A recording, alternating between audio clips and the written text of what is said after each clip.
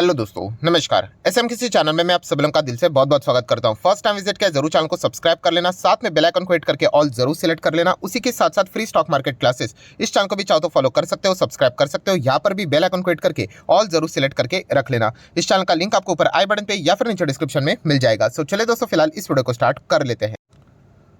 Sir दोस्तों, अभी हम लोग आ चुके हैं बिल्कुल हमारे नॉर्मल स्क्रीन के ऊपर। एंड आज के दिन की अगर हम लोग बात करें, बहुत सारे कंपनीज के ऊपर फोकस था, बट सबसे ज़्यादा कोई स्टॉक पॉपुलर यहाँ पे आज के दिन हुआ है वो है एवेन्यू सुपरमार्ट, डीमार्ट। रीज़न बहुत ही साफ है कि कंपनी के सैटरडे के दिन नंबर्स देखने को मिले थे Q3 के, एंड उसके चलते बाजार का रिएक्शन देखने को मिलने वाला था। एंड रिएक्शन बिल्कुल आपके सामने से आप देख सकते हैं। यहाँ पे लगभग 5% के आसपास की गिरावट डीमार्ट के नंबर्स आने के बाद हम लोग को देखने को मिली है। शुरुआत ही हम लोगों को यहाँ पे बड़े गैप डाउन के साथ होती हुई देखने को मिली, एंड उसके बाद बिल्कुल लगातार जैसे शुरुआत हुई थी वैसे ही हम लोग को आखिर तक डीमार्ट में सेम परफॉर्मेंस देखने को यहाँ पे मिला है। तो नो डाउट दोस्तों, डीमार्ट ये स्टॉक की अगर मैं बात करूँ तो ऑलरेडी यहाँ पे टॉप लेवल से अच्छा खासा गिरा था, मोर देन 30% की गिरावट। एंड उसके बाद आज के दिन एक्स्ट्रा और 5% के आसपास हम लोग को गिरावट होती हुई देखने को मिली है। सो इससे रिलेटेड बहुत सारे सवाल आ ही जाते हैं कमेंट सेक्शन में। क्या ये स्टॉक अभी भी अच्छा परफॉर्मेंस भविष्य में कर पाएगा? क्या इसमें हम लोगों ने निवेश करना चाहिए? अगर हम लोगों ने ऑलरेडी निवेश करके रखा है तो क्या हम लोगों ने कंटिन्यू करना चाहिए? ऐसे बहुत सारे डाउट्स यहाँ पे पूछे जा रहे हैं। तो इन सवाल के जवाब मैं आप लोगों को ज़रूर यहाँ पे देना चाहूँगा, बट उससे पहले क्लियर कट डिस्क्लेमर देना चाहूँगा दोस्तों। ये कंपनी बहुत पुराने टाइम से मेरे पोर्टफोलियो में है, तो मैं इसका ऑलरेडी शेयर होल्डर हूँ। प्लस उसी के साथ साथ एक और क्लियर डिस्क्लेमर कि आज के दिन भी मैंने इसमें थोड़ी सी क्वांटिटी और ऐड ऑन कर ली है। इतना ज़बरदस्त 5% नीचे मिल रहा है तो मैं क्यों नहीं करूँगा। तो ये भी एक डिस्क्लेमर है मेरी साइड से, ठीक है। तो चलिए अभी आ जाते हैं, कुछ कुछ इंपॉर्टेंट पॉइंट्स को कवर कर लेते हैं। डिस्क्लेमर देना इंपॉर्टेंट रहता है, मतलब आप समझ सकते हो कि ये कंपनी मेरे पास है, तो अगर आपको लगेगा सर आप बायस होकर बात कर रहे हो तो आप चाहो तो इसको क्लियर कट इग्नोर कर सकते हो। देखिए, अगर किसी ने शेयर खरीदा है तो ऑब्वियसली हम लोग उसी के बारे में कुछ तो पॉजिटिव साइंस पता होंगे, इसीलिए तो हम लोग ये चीज़ें करते हैं। तो ये कॉमन सेंस वाली बात है, बट ये एक फॉर्मेलिटी के हिसाब से बात मैंने बोल दी। तो डीमार्ट की बात करें, ठीक है, आज के दिन गिरावट देखने को यहाँ पे मिली है। आप सभी लोगों को पता है कि बाजार और अच्छा परफॉर्मेंस एक्सपेक्ट कर रहा था। इस वक्त के प्रॉफिट की अगर हम लोग बात करें, अगर मैं आप लोगों को यहाँ पे दिखा दूँ, क्वार्टरली रिजल्ट आपके सामने ही है। तो जो प्रॉफिट है कंपनी का, ओपीएम की अगर हम लोग बात करें, ऑपरेटिंग प्रॉफिट की बात करें, तो आप चेक कर सकते हो जो मार्जिन है हम लोग को, खास करके पहले जो हम लोग को 10% पे देखने को मिलते थे वो अभी भी सिंगल डिजिट में देखने को यहाँ पे मिल रहे हैं। प्लस उसी के साथ साथ नाराजगी कहाँ पे हुई, यही पे कि कंपनी ने सेल्स बहुत बढ़िया किया, 11,500 करोड़ का सेल्स किया, बट एक्सपेंसेस, ये जो सेल्स आमदनी कमाई करने के लिए जो खर्चा करना पड़ा है कंपनी का, वो भी फर्स्ट टाइम हम लोग को 10,000 करोड़ के पार जाते हुए देखने को मिला है। तो इसके चलते कंपनी को मार्जिन मेंटेन करने के लिए थोड़ी सी दिक्कत हुई। एंड यही मेन रीजन है कि जो एक्सपेक्टेशन थी कि डीमार्ट यहाँ पे अच्छे मार्जिन दिखाएगा, अच्छे नंबर दिखाएगा, या फिर और अच्छा प्रॉफिट दिखाएगा, 4 डिजिट में प्रॉफिट दिखाएगा, वो फिलहाल देखने को नहीं मिला। एंड इसी के चलते बाजार में गिरावट देखने को मिली, ये मेरा मानना है। क्योंकि ओवरऑल अगर मैं नंबर्स के हिसाब से बात करूं, मेरा जो मेन फोकस है आप सभी लोगों को पता है डीमार्ट के प्रति, वो है कंपनी का सेल्स क्या चल रहा है, रेवेन्यू क्या चल रहा है, एंड कंपनी की जो कमाई है वो बहुत ही अच्छी तरीके से चलती हुई देखने को यहाँ पे मिल रही है। प्लस उसी के साथ साथ अगर मैं बात करूं, देखिए कोई भी कंपनी में अगर आप निवेश करते हो एंड उसके बाद जब वो स्टॉक गिरता है ना दोस्तों, अभी जो डीमार्ट यहाँ पे गिर रहा है आप चेक कर सकते हो। 1 साल का डेटा अगर मैं आपके सामने यहाँ पे रख दूं तो कितना है, 16% से भी ज़्यादा की गिरावट। 5 साल का डेटा देखोगे तो ये देखिए टॉप लेवल पे लगभग यहाँ से लेके यहाँ तक ज़बरदस्त गिरावट देखने को मिल रही है। ये तो 35% से भी ज़्यादा गिरावट देखने को मिली है। सो हमेशा याद रखना, आपको पता ही है कि यही जो मौका रहता है, मतलब जब स्टॉक अच्छी तरीके से ऊपर लेवल से 30-40% गिरता है, तभी आप लोगों ने सोचना होता है कि क्या वो कंपनी में इन्वेस्टमेंट करने के लायक वो कंपनी है भी या नहीं, राइट। प्रॉब्लम क्या होती है रिटेल इन्वेस्टर की, हाँ, जब वो स्टॉक भागेगा, यही कल अगर मान लीजिए डीमार्ट फ्यूचर में 5-6 हज़ार का हो जाएगा, तब लोग निवेश करने का सोचेंगे। तो ऐसा नहीं करना है दोस्तों। अगर आपको जो भी डिसीजन लेना है, खरीदना है या फिर नहीं भी खरीदना है, वो आज के दिन ही आप लोगों का होना चाहिए। क्योंकि स्टॉक इतना फैंटास्टिक 35-40% के डिस्काउंट के ऊपर मिल रहा है, तो आप जरूर इसके बारे में बिजनेस वाइज सीरियस विचार कर सकते हो। रैंडमली जाके नहीं खरीदना है। रैंडमली खरीदोगे, मान लीजिए कल ये स्टॉक और नीचे आ गया, तो फिर आपकी हालत खराब हो जाएगी। सो यहाँ पे लॉजिक के हिसाब से अगर हम लोग चले तो डीमार्ट आप सभी लोगों को यहाँ पे पता है रिटेल सेक्टर में यहाँ पे लिस्टिंग एंटिटी के हिसाब से नंबर 1 है। उसी के साथ साथ ऑफलाइन में जो काम करने वाली कंपनीज है उसमें भी नंबर 1 देखने को यहाँ पे मिल जाती है। नो डाउट डीमार्ट से रिलेटेड सबसे बड़ा आर्ग्यूमेंट यही आता है कि डीमार्ट अपने आप को ऑफलाइन में बहुत ही ज़्यादा एग्रेसिवली ग्रो कर रहा है। एंड बाकी कॉम्पिटिटर की अगर हम लोग बात करें, जो बाकी जितने भी रिटेल्स प्लेयर्स आ रहे हैं वो ऑनलाइन में हम लोग को जाते हुए देखने को मिल रहे हैं।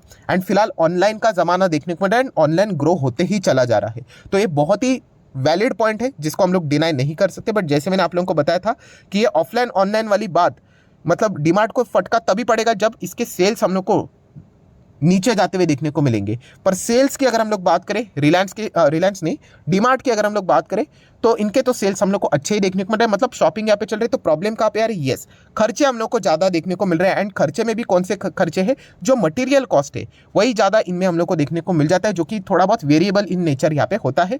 एम्प्लॉइज़ की बात करें तो फिक्स ही रहता है, उनकी सैलरीज एंड जो कॉस्ट चलती रहती है वो नॉर्मली यहाँ पे रहती है। सो फिलहाल थोड़ा बहुत महंगाई के चलते ये थोड़ा बहुत फर्क यहाँ पे पड़ ही जाता है। एंड सबसे मेन, डीमार्ट फिलहाल कर क्या रहा है ये आपको थोड़ा बहुत पता होना चाहिए। सबसे मेन डीमार्ट अगर कोई यहाँ पे कर रहा है तो वो फिलहाल कर रहा है दोस्तों कैपिटल एक्सपेंडिचर। अगर आप कैपेक्स देखोगे डीमार्ट का पिछले 5 से 6 साल का, वो लगातार बढ़ते हुए जा रहा है। कैपेक्स का अर्थ क्या है? मैं ऑलरेडी आपको बता चुका हूं कि खुद के कैपेसिटी को बढ़ाना, राइट। पहले डीमार्ट की अगर हम लोग बात करें तो 50 स्टोर रहते होंगे, फिर बाद में 100 स्टोर हो गए हैं, फिर 200 हो गए हैं, राइट, 250 हो रहे हैं। तो ये स्टोर्स बढ़ने के लिए ही मतलब खर्चा करना पड़ता है कि नहीं?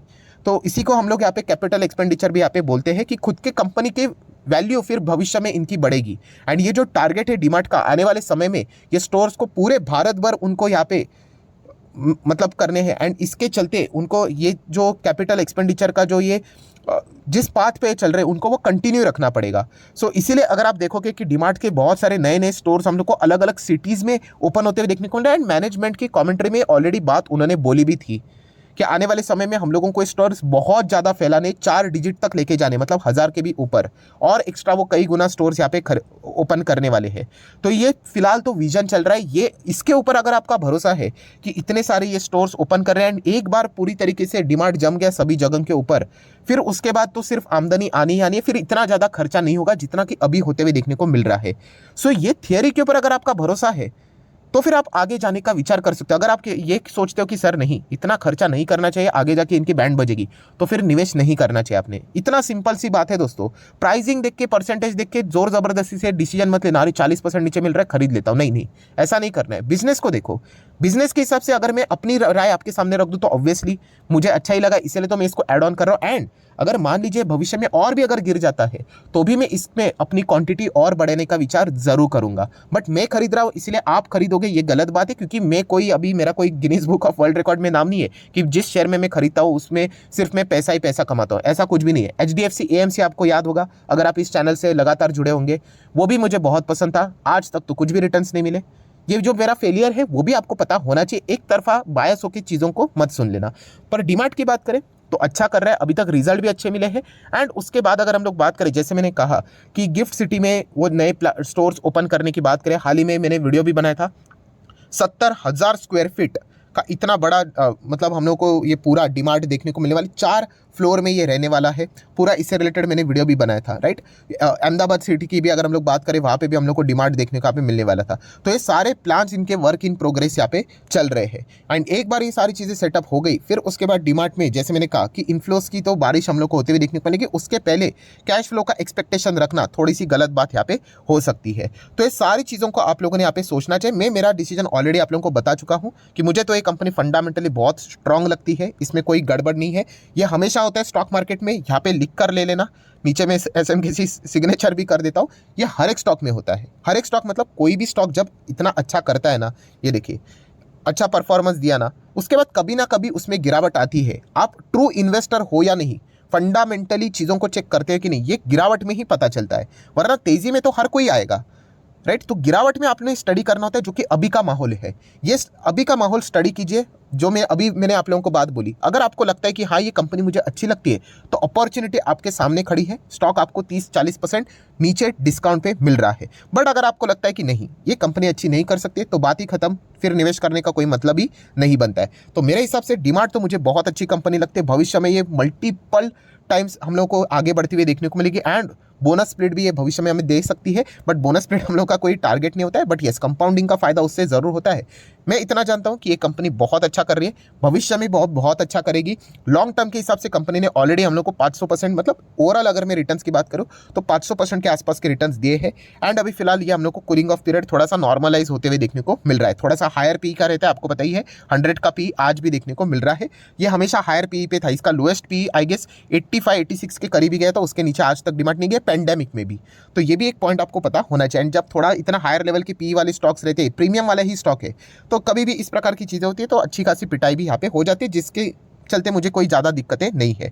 प्लस अगर हम लोग बात करें डीमार्ट से रिलेटेड एक इंपॉर्टेंट पॉइंट जो पीछे छूट गया, कंपनी की बैलेंस शीट। यस, कंपनी की बैलेंस शीट को मैं तो फुल 5 स्टार यहाँ पे देना पसंद करूंगा।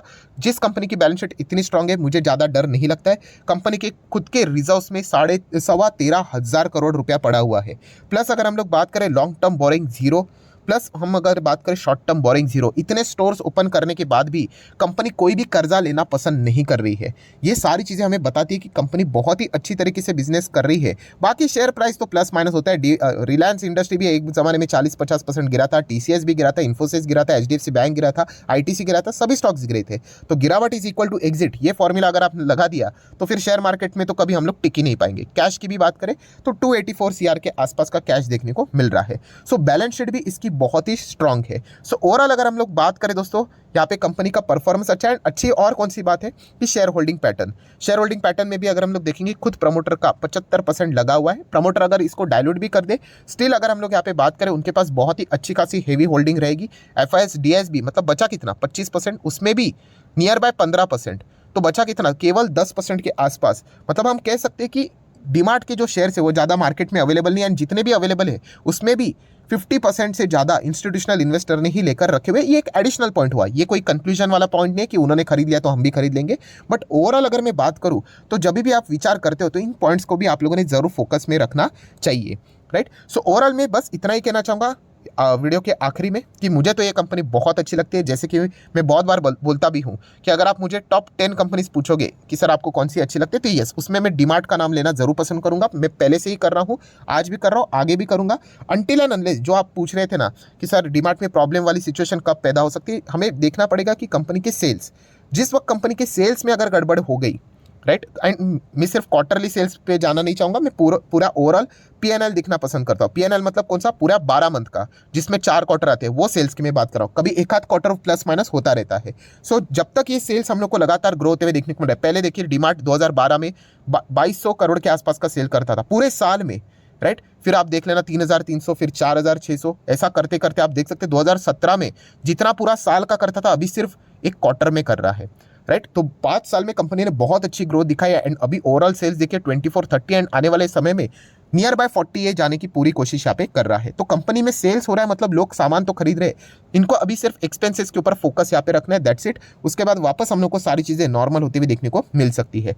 सो बस मैं इतना ही कहना चाहूँगा दोस्तों, एवेन्यू सुपरमार्ट बहुत ही कमाल की कंपनी। जैसे मैंने कहा, जिस बार ये दिन ये कंपनी FNO में भी ऐड हो जाएगी, उसके बाद ये कंपनी आपको निफ्टी 50 में भी एक दिन जरूर देखने को यहाँ पे मिल सकती है, ऐसा मुझे लगता है। मैं गलत भी हो सकता हूँ, मैं इंसान हूँ, पर जो भी ओवरऑल परफॉर्मेंस की अगर मैं बात करूँ तो एक बहुत ही शानदार कंपनी है, डिसेंट कंपनी है, बहुत ही अच्छा परफॉर्मेंस भी यहाँ पे दिखा रही है एंड बहुत ही अच्छे दाम पे भी अवेलेबल है। तो अगर आपको बिजनेस के ऊपर इसके ट्रस्ट है तो डेफिनेटली एक इंस्टॉलमेंट लगाने के लिए तो आपको बहुत ही अच्छा मौका यहाँ पे ये स्टॉक दे रहा है, राइट। एंड अगर ये स्टॉक और भी गिर जाता है दोस्तों तो डेफिनेटली मैं इसमें अपनी होल्डिंग और भी यहाँ पे बढ़ा सकता हूँ। ये मेरे साइड से एक डिस्क्लेमर हो गया।